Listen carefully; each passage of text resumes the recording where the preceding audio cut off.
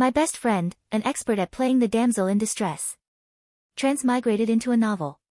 Only to be bullied by her fiancé's possessive female bestie. She called for backup. A system prompt offered me a role. France migrate as the male lead's mother or his grandmother. I glanced at my short, boyish hair in the mirror and grinned. I, too. See, I'm going in as myself. A flash of light later, I stood outside a private karaoke room. Inside, the male lead, Declan, was kissing his bestie, Stella. While friends cheered when they pulled apart. Stella shot a smug look at my friend Reina. Your turn, Reina. If you lose, which of Declan's friends will you kiss? Declan smirked silently as the dice rattled again. I pushed the door open. Reina's face lit up. She hugged me tightly. Declan slammed his glass down. Reina, who is this guy? For years I'd styled myself as a charming rogue in men's clothes. The legendary fake playboy to my best friend's calculated innocence. Keeping an arm around Reina. I smiled faintly. Same as your little friend here, I said, nodding at Stella. I'm her guy. Best friend. Stella froze. Declan's face darkened. Reina, ever the diplomat, smoothed things over and pulled me down to sit with her for the next round. I guided Reina's hand, and we easily won. Her eyes sparkled as she looked at me. I turned my gaze to Declan. You and your bro already had your turn, I said, putting a deliberate emphasis on the word bro. So now it's our turn. A little kiss between sisters shouldn't be a problem, right? No. Declan's hand tightened on his glass, looking like he was about to crush it. He shot to his feet, his voice a furious roar. Reina immediately put her skills to use. Her eyes welling up with perfectly formed tears. But you and Stella were just kissing. Why is it different when it's us? Stella rolled her eyes and tightened her grip on Declan's arm. How can you even compare? Declan and I grew up together. We were thick as thieves. What's a little kiss between us? I felt the urge to roll my own eyes and ran a hand through my short hair. What a coincidence. Reina and I grew up together, too. Wore the same dresses and everything. So what's a little kiss between us? Without waiting for an answer, I pulled Reina into my arms and angled my head for a stage kiss. The room fell dead silent. Declan's friends stared, their mouths hanging open. But no one dared to make a sound. After a moment, I let Reina go. Well, applaud, I said, raising an eyebrow at the stunned group of guys. You were all so excited a minute ago. What's the matter? Only like watching the boys kiss? Don't appreciate a little sisterly love? No. No one dared to breathe. Declan's eyes were fixed on me, blazing and bloodshot. The glass in his hand finally gave way, shattering with a sharp crack. He whirled on Stella. This is all your fault. It was your stupid idea. After all, it was Stella who had insisted on the winner kisses winner rule. Declan stormed out of the room, slamming the door behind him. Stella, momentarily stunned, shot me a look of pure hatred before scrambling to run after him. The next morning, Reina was scrolling through her phone when she suddenly shrieked, Alex, you have to see this. Stella had posted a 9-photo collage to her Instagram. In the pictures, she and Declan were on a yacht, clinking champagne glasses in a luxurious stateroom. Clothes and empty wine bottles were strewn artfully across the floor, creating an atmosphere so intimate it was impossible not to draw conclusions. The caption read, when I'm the only one still by your side. Reina let out a laugh that was pure, bitter disbelief. I nudged her shoulder. Our eyes met, and a silent, perfect understanding passed between us. 30 minutes later, Reina's Instagram was also updated with a 9-photo collage. But composition was just as intimate. Several dresses were scattered on the floor of a beautifully decorated room. Reina and I were leaning against the bed, wrapped in each other's arms, feeding each other pieces of fruit. Her caption, when you're the only one still by my side. Less than half an hour after she posted, a frantic knocking echoed through the apartment on the video intercom. Declan stood outside, his eyes red-rimmed and his chest heaving. The second Reina opened the door. Declan stormed in and grabbed her by the shoulders. Why? He rasped. His voice raw with exhaustion. Reina, why would you betray me? Reina knew exactly what he was talking about. The tears of a master performer welled up instantly, spilling delicately down her cheeks. Why? What are you thinking? There was a thunderstorm last night and I was terrified. I tried calling you until 3 in the morning. But your phone was off. Her shoulders trembled as she sobbed. I had no choice. I had to ask Alex to come and stay with me. Each word was broken by a sob, yet perfectly clear. Declan froze. He pulled out his phone. The screen was black. Someone had deliberately turned it off. His expression shifted from confusion to dawning fury. Stella, he muttered through gritted teeth. When he looked back at Reina, his gaze had softened. Even so, you can't post pictures like that online. His voice was low, laced with frustration. Reina, I'm a man. I'm possessive of you. Do you understand? Reina looked up, her eyes swimming with tears. I'm possessive, too, she cried. When you and Stella are like that, you think it doesn't hurt me? Her words hit him like a physical blow. He froze, then pulled her into his arms. Okay, baby. Don't cry. It's my fault. It's all my fault, he murmured, stroking her back gently. Then his gaze lifted over Reina's shoulder and landed on me, sitting on the sofa and enjoying the show. His expression turned to ice. You, he said, pointing a finger at me, his voice cold. Get out. Right now. I shrugged, stood up, and sauntered over. I reached out, gently disentangling Reina from his embrace, and pulled her back into mine. Why are you mad at me, Mr. Monroe? I asked with a challenging smirk. Reina told me that the last time she was at your place, she found Stella sleeping in your bed. Are you two really that close? Declan's face grew even darker. Let her go, he commanded, his eyes fixed on the hand I had wrapped around Reina's waist. She's my fiancée. Don't you dare cross the line under the guise of being her guy. Best friend. Cross the line? I raised an eyebrow. Isn't your female bestie doing the exact same thing? Stella would never. Declan blurted out. The words had barely left his mouth when the click of high heels sounded from the doorway. Declan. I couldn't find you this morning. I should have known you'd be here with your little wifey. Stella swept into the room, giving Reina a look of pure contempt. She walked straight to Declan and wrapped her arm around his waist. I raised an eyebrow at him. See? Declan looked deeply uncomfortable. He was about to tell Stella to let go, when she suddenly reached down and gave his crotch a casual pat. Good. It went down. Her voice was completely nonchalant. You drank so much last night. It stood up. I was worried you'd walk around like that all morning and embarrass yourself. He then patted his cheek. See? I'm always looking out for you.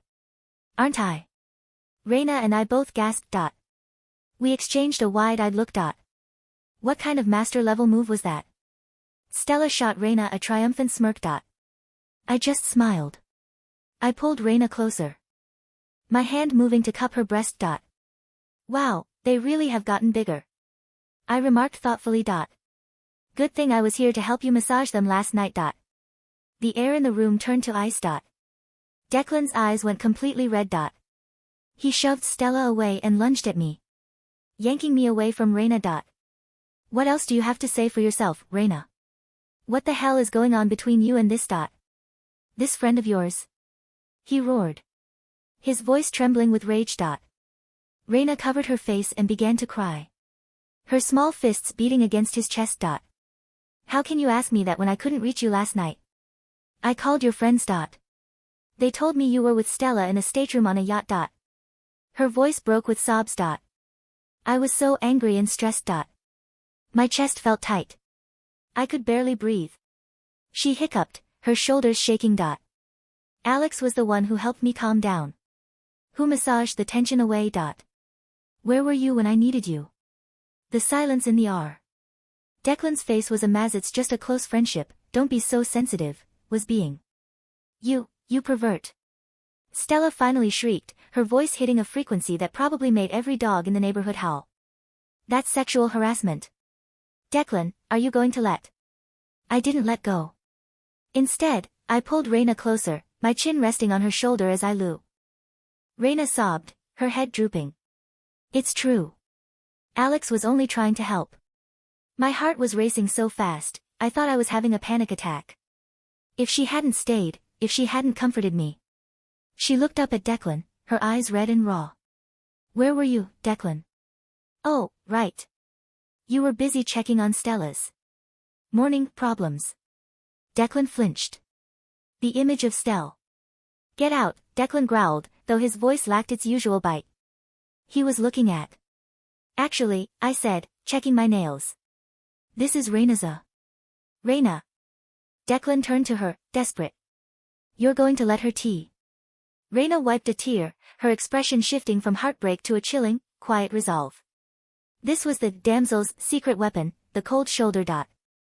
Alex stays, Reina said firmly. You and Stella, you should go. I need time to think about whether this possessiveness of yours only applies to me, or if you're ever going to hold Stella to the same standard. For the next 3 days, the silence from Declan's side was deafening. He didn't call. He didn't text. He's waiting for me to crawl back, Reina said, elegantly peeling a grape while we lounged on her balcony. He thinks that without his protection, I'll be bullied by the other socialites at the upcoming charity gala. He wants me to realize that Stella is necessary for his social circle and that I should just accept her. I grinned, tossing a ball in the air. The system role I was offered was the male lead's mother. I declined because being his mother means I'd have to care about his future. Being your guy best friend means I only have to care about ruining his day. Are you ready for tonight? Reina asked, her eyes sparkling with mischief. I was born ready. That evening, the grand ballroom of the Peninsula Hotel was a sea of silk, diamonds, and ego. Declan arrived first, Stella clinging to his arm like a designer barnacle. She was wearing a dress that was dangerously close to white, a clear jab at Reina's pure image. Where's your little fiancé, Dec? One of his friends asked, the same guys from the karaoke room. Is she still crying about the yacht? Declan frowned, his gaze fixed on the door. She'll be here. She can't miss this. Her family's reputation depends on it. Suddenly, the room went quiet.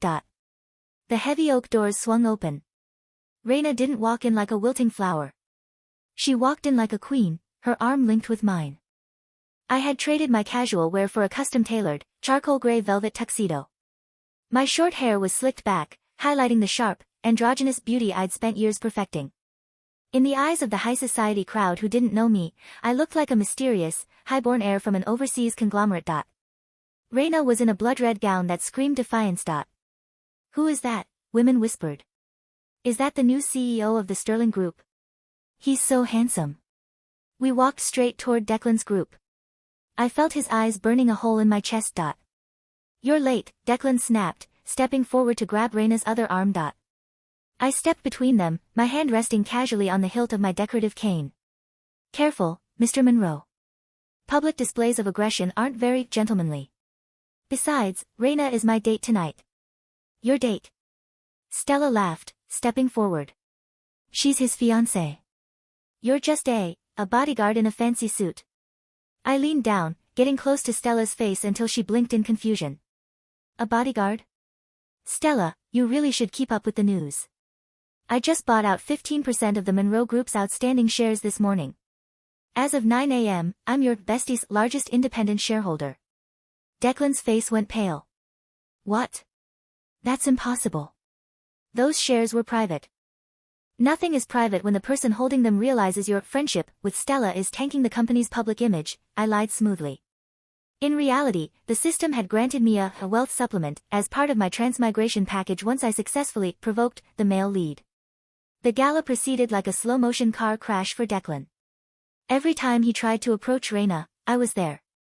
Every time Stella tried to insult Reina's weakness, I pointed out Stella's lack of decorum.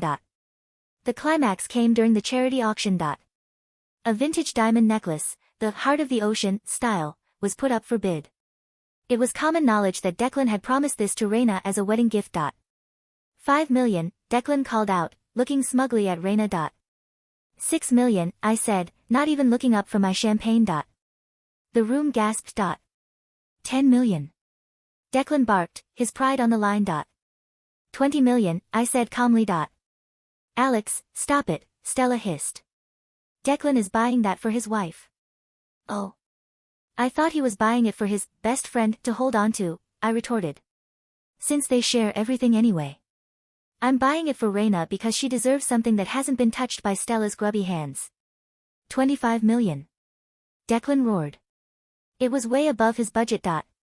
30 million, I said. Declan went silent. His accountant, standing behind him, whispered frantically into his ear. He was tapped out. Sold. To the dashing guest in the velvet suit, the auctioneer cried. I took the necklace, walked over to Reina, and fastened it around her neck in front of everyone. I leaned in and kissed her cheek, a slow, deliberate movement. Declan finally snapped. He lunged at me, swinging a fist. I didn't move. Reina did. She stepped in front of me, and Declan's fist stopped an inch from her face. Touch her, Reina said, her voice like ice, and I'll make sure the Monroe group is delisted by Monday. We're done, Declan. She reached into her evening bag, pulled out her engagement ring, and dropped it into his champagne glass. Clink. You can give that to Stella, Reina said. I hear she's very good at taking things that don't belong to her. We walked out of the gala, leaving a ruined Declan and a hysterical Stella in our wake. But the story wasn't over. Back at the apartment, the system prompt appeared in front of my eyes. Warning, plot deviation 90%. The male lead's possessive bestie arc is failing. Attempting to recalibrate. Suddenly, the door burst open. It wasn't Declan. It was Stella, and she looked insane. She wasn't carrying a purse, she was carrying a heavy folder. You think you won? Stella screamed at Reina. You think this Alex is your savior? She's a plant. I found the records. She appeared out of nowhere 3 weeks ago with a forged identity and millions in untraceable funds. I leaned against the kitchen counter, unfazed. And Declan will never take you back once he knows you're conspiring with a corporate spy. Stella turned to the door. Declan. Come in. Declan walked in, looking haggard. He looked at the folder, then at me. Is it true? He asked. Who are you, really? I looked at Reina. She looked at me. Then, she started to laugh. It wasn't the delicate, damsel laugh. It was the laugh of someone who had finally stopped playing a character. It doesn't matter who she is, Declan, Reina said. She's the person who showed me that I didn't have to put up with you. She's the best friend you claim to be to Stella, but she actually has my back. Reina, she's dangerous. No, I interrupted, stepping forward. What's dangerous is a man who thinks loyalty is a one-way street. You wanted a damsel, Declan. But you forgot that in every story, the damsel eventually realizes the dragon is actually more interesting than the prince. I turned to Stella. And you? You wanted to be the only one by his side? You got it. He's broke, his reputation is in tatters, and he's obsessed with a woman who just dumped him. Enjoy your prize. You two deserve each other. The system tried to force a reconciliation scene. It tried to make Reina trip and fall into Declan's arms. I tripped him instead. It tried to make me disappear once my role was done. I bought the building instead. 6 months later. The Monroe Group had been absorbed by a larger conglomerate, mine. Declan was working a mid-level management job, constantly hounded by Stella, who had turned her possessiveness into a suffocating, bitter marriage of necessity. They fought every day about the money they used to have. Reina and I were on a yacht, a real one, not a rented prop. You know, Reina said, looking at the sunset. The system is still trying to give me a new love interest. Apparently, a duke from a neighboring country is supposed to transmigrate in tomorrow. I adjusted my sunglasses. A duke, huh? Is he handsome? Not as handsome as you in a tux, she teased. I smiled, pulling a new system prompt into view. It was a final offer. Final option, return to your original world, or stay and become the permanent antagonist to all future male leads. I looked at Reina, my best friend, the girl who had survived 100 damsel plots until I showed up to rewrite the script. I hit the stay button. The Duke is going to have a very hard time, I said, clinking my glass against hers. Because from now on, I'm the only bestie allowed in this novel. Reina laughed, a sound of pure, uncalculated joy. Let him come. I've always wanted to see how a Duke handles a sisterly massage. We sailed into the sunset, the masters of our own story, leaving the male leads, and their besties, to rot in the tropes we had burned to the ground. The next morning, the Duke arrived at the airport, ready to find his destined bride. He was met not by a crying Reina, but by a sleek black limo. The window rolled down to reveal a woman with short, boyish hair and a predatory grin. Mr. Duke? I asked. I'm Reina's best friend. I'll be handling your destiny from here. The Duke's face went pale. He didn't know it yet, but the novel was officially under new management.